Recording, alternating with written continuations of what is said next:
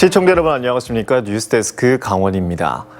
최근 16명의 사상자가 발생한 서울시청역 역주행 사고에 대해 경찰이 운전자가 가속 페달을 밟았다는 결론을 내렸는데요. 이후 고령 운전에 대한 우려가 커지고 있습니다. 춘천 MBC는 고령 운전자가 정말로 사고를 많이 내는지 그리고 대안은 무엇인지 살펴보겠습니다. 이송미 기자입니다. 우선 정말로 고령 운전자들의 사고가 많은지부터 살펴보겠습니다. 최근 3년 동안 강원도에서 발생한 교통사고를 가해 운전자의 나이로 분류해봤는데요. 51세에서 60세까지 운전자가 낸 교통사고가 1위를 차지했고 65세 이상 고령 운전자 사고는 그 다음 순으로 많았습니다. 하지만 교통사고로 인한 사망자 수는 오히려 가해 운전자가 65세 이상 고령일 때 가장 많아 연령대별 1위로 올라갔습니다. 교통사고 100건당 사망자 수를 일컫는 치사율도 65세 이상 고령 운전자가 3.14명으로 모든 연령대 중에서 가장 높았습니다. 고령 운전자가 낸 교통사고가 인명피해가 더 크다는 의미입니다. 이 때문에 운전자의 의지 없이도 사고 직전에 차량을 멈출 수 있는 자동 비상 제동 장치가 대안으로 떠오르고 있습니다. 실제 자동 비상 제동 장치 ABS를 차에 장착해 실험해봤습니다. 브레이크를 밟지 않고 앞에 있는 차량에 돌진했는데 장착하기 전과 비교했을 때 추돌 사고가 평균 16% 이상 줄었습니다. 운전자가 65세 이상인 고령 운전자인 경우 추돌 사고 발생률은 22.5%까지 떨어졌습니다. 나이가 들수록 인지 능력이 떨어지고 반응 시간이 길어지는 고령 운전자의 아차 사고를 막는 데 큰 도움이 될 것으로. 정부는 지난해 1월부터 초소형차를 제외한 모든 차량에 자동 비상 제동 장치 설치를 의무화했습니다. 2018년 대형 화물차와 버스에 처음 적용했는데 교통사고를 줄이는 효과가 입증되면서 대상을 확대한 겁니다. 하지만 2023년 이전에 생산된 차량은 법 적용을 받지 않습니다.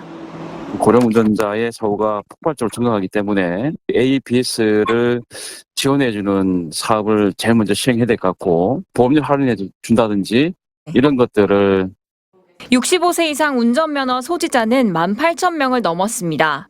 정부와 지자체들도 고령자 면허 반납에 따른 현금성 지원에 치중하기보단 이동권과 안전을 보장할 수 있는 근본적인 대책이 필요한 때입니다. MBC 뉴스 이송미입니다. 춘천 서면대교가 내년 상반기 공사에 착수해 2028년 개통될 예정입니다.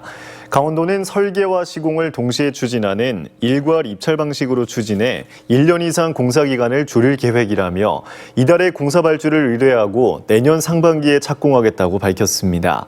이어 춘천 서면은 1967년 의암댐 건설로 57년간 도심과 단절되면서 인구가 3,600명으로 줄었다며 서면대교가 개통되면 북한강을 중심으로 관광이 살아날 것으로 전망하고 있습니다.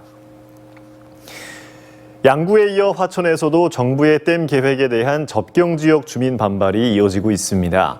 화천 주민들은 오늘 대규모 집회를 열고 용인 반도체 산업단지에 화천댐물을 공급하겠다는 정부 계획을 강력 규탄했습니다. 백승호 기자가 보도합니다. 화천 8호 선착장에서 500m쯤 나아가자 물길을 막은 화천댐이 보입니다. 화천댐은 일제 강점기인 1944년 완공됐습니다. 저는 지금 배를 타고 화천 8호에 나와 있습니다. 8호는 화천댐이 물을 가두면서 생긴 호수인데 이곳에 담긴 물의 양은 10억 톤에 이릅니다. 80년 동안 화천댐은 전기를 생산하는 발전 전용댐으로 운영돼 왔습니다. 그런데 최근 정부가 화천댐을 물 공급도 할 수 있는 다목적 댐으로 바꾸겠다고 발표했습니다. 용인 반도체 산업단지에 하루 60만 톤씩 물을 공급하기 위해서입니다. 일정량의 물을 상시 방류하는 방식으로 변경하는 것으로 연중 물 사용이 가능해졌습니다. 하지만 주민들은 희생이 담긴 화천댐 물을 그냥 내줄 수 없다는 입장입니다. 지역민 500명이 나서 정부를 규탄했습니다. 화천 국민 분노한다! 화천댐 건설로 물에 잠긴 지역은 19.9제곱킬로미터, 축구장 11,000개를 합친 면적입니다. 화천군도 70년 동안 발생한 경제적 손실이 3조 원이 넘는다며 희생에 대한 보상 없이 물을 빼가선 안 된다고 성토했습니다. 3조 2,656원, 1년에 485씩 손해보는 화천군에 대한 생각은 눈꼽만 끝도 없어요. 이건 맞아요, 안 맞아요? 반도체 산업단지를 화천군에 조성하거나 그럴 수 없다면 매년 480억 원씩 손실 비용을 보상하라고 강하게 요구하고 있습니다. 어차피 지금도 법에 의해서 보상이 되고 법에 의해서 이루어지는 거기 때문에 주민들의 뜻이 법에 반영이 돼야 됩니다. 강원특별법 3차 개정안에는 강원도 댐에서 발생한 이익을 지역에 환원하자는 내용의 특례가 담겨 있습니다. 하지만 정부 반대로 발의조차 못하는 사이 접경지 댐 주민들의 반발은 계속 확산되고 있습니다. MBC 뉴스 백소입니다. 파리올림픽에 이어 오는 28일 개막하는 파리 패럴림픽 대회에 강원 선수단 4명이 출전합니다. 도쿄 패럴림픽 대회에서 금메달을 딴 보치아 종목의 정우원 선수를 비롯해 사격 종목의 박진호, 심영집, 이유정 선수 등 4명이 파리에서 활약합니다. 지도자 중에서는 보치아 김승경 코치가 강원도에서 유일하게 패럴림픽 대표팀에 승선했습니다. 개인이 소유한 전동 킥보드가 증가하면서 배터리 화재 사고도 늘고 있습니다. 특히 여름철 집에서 충전을 하다 화재가 발생하는 경우가 많아 안전관리가 중요합니다. 보도에 유주성 기자입니다. 가게 내부에서 직원이 전동 킥보드를 충전하기 시작하자 5초 만에 불이 붙습니다. 놀란 사람들은 자리를 피하고 가게 밖으론 연기가 뿜어져 나옵니다. 아파트 내부 거실 바닥이 시꺼멓게 탔습니다. 벽지와 프린터도 그을린 흔적이 역력합니다. 화재의 원인이 됐던 전동 킥보드는 완전히 부서졌습니다. 지난 3일 새벽 2시 30분쯤 원주시 지정면의 한 아파트에서 충전 중이던 전동 킥보드에서 불이 났습니다. 다행히 화재 초기 스프링클러가 작동해 큰 피해는 없었지만 새벽 시간 자칫 큰 화재로 이어질 뻔했습니다. 전동 킥보드를 이제 충전하는 과정에서 이게 이제 화재가 발생을 했고 소방차도 한 10여 대 이상 출동한 걸로 알고 있고 피하신 분들도 있고 그렇습니다. 전동 킥보드 화재는 최근 5년간 증가 추세를 보이고 있습니다. 2019년 46건에 불과했던 화재는 2023년 2.5배 늘어난 114건에 달했고 사망자와 부상자도 꾸준히 나오고 있습니다. 5년 동안 화재의 50%는 주거시설에서 발생했는데 주로 충전을 하다 과부하, 과전류, 절연열화 등 전기적 요인이 원인이 됐습니다. 또 기온과 습도가 높은 여름철엔 겨울철보다 화재가 2배 이상 늘어나는 등 화재가 집중됐습니다. 전동 킥보드에 사용되는 전기 배터리의 소재인 리튬이 온도와 습도에 취약한 탓입니다. 이번에 원주에서 발생한 화재도 여름철 집안에서 충전 중에 발생했는데 화재를 예방하기 위해선 전동 킥보드를 습기가 없는 곳에서 보관하고 충전 후 코드를 분리하는 등의 안전수칙을 준수해야 합니다.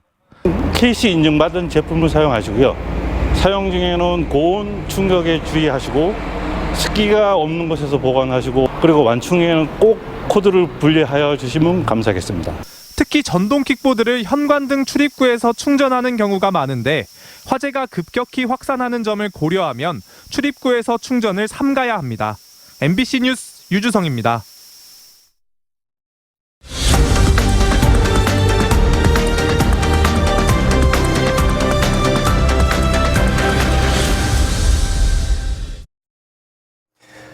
영서 전역을 비롯한 강원 13개 시군에 폭염특보가 내려진 가운데 오늘도 매우 무더운 날씨가 이어졌습니다. 오늘 낮 최고 기온은 화천이 36.1도까지 올랐고 양구 35.9, 인제 35.7, 춘천 35.4, 홍천 35, 철원 34도를 기록했습니다.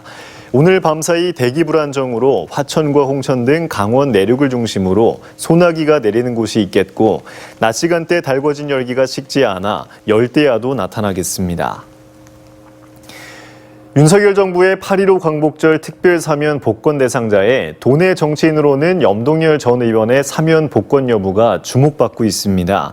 염동열 전 의원은 강원랜드 부정 채용에 관여한 혐의로 대법원으로부터 징역 1년의 실형을 선고받아 2022년 3월 교도소에서 복역한 뒤 12월 가석방됐습니다. 사면 복권은 법무부 장관이 대상자 명단을 사면권자인 윤 대통령에게 상신하면 국무회의 의결을 거쳐 대상자가 최종 결정됩니다. 올해 2분기 강원 지역 경제가 생산과 소비 모두 부진한 것으로 나타났습니다. 강원지방통계지청이 발표한 올해 2분기 강원 지역 경제 동향을 보면 광공업 생산은 지난해 2분기보다 9.7% 감소했습니다.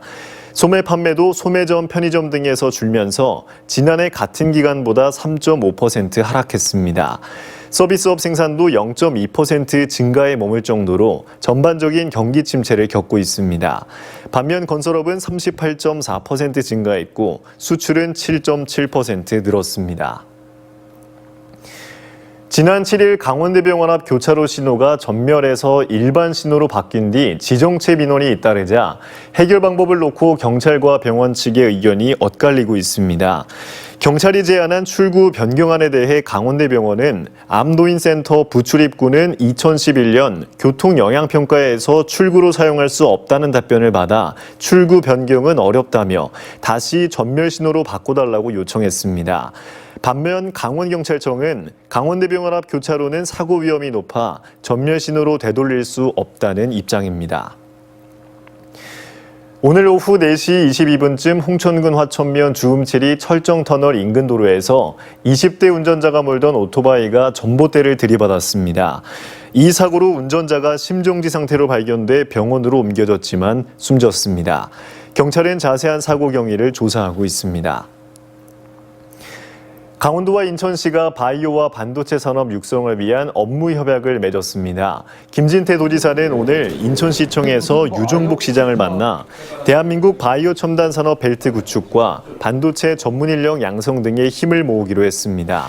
강원도와 인천시는 모두 바이오 특화단지로 선정됐고 강원대와 인하대도 반도체 특성화대학교로 선정돼 두 지자체 간 협력 기틀이 마련됐습니다.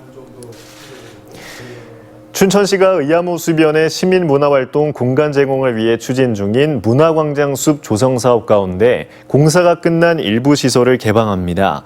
개방시설은 위쪽 전망 공간과 야간 경관 조명으로 개방 시점은 안전보안이 끝나는 이달 중순입니다. 춘천시는 2021년부터 오는 9월까지 근화동 611번지 일대에서 의암호 등을 조망할 수 있고 보행자와 자전거 이용객의 쉼터로도 활용할 수 있는 문화광장 숲을 조성하고 있습니다. 홍천군 홍천읍 연봉리와 북방면 송악정 무궁화 테마파크를 잇는 다리인 송악종교 개통식이 오늘 열렸습니다. 송악종교는 길이 157m, 폭 2.5m의 보행자 전용 교량으로 2022년부터 3년간 총사업비 65억 원이 투입됐습니다. 홍천군은 송악종교가 홍천강의 수려한 경관을 즐길 수 있는 최고의 수변 산책로로 자리매김할 것으로 기대했습니다. 지금까지 뉴스데스크 강원이었습니다. 시청해주신 여러분 고맙습니다.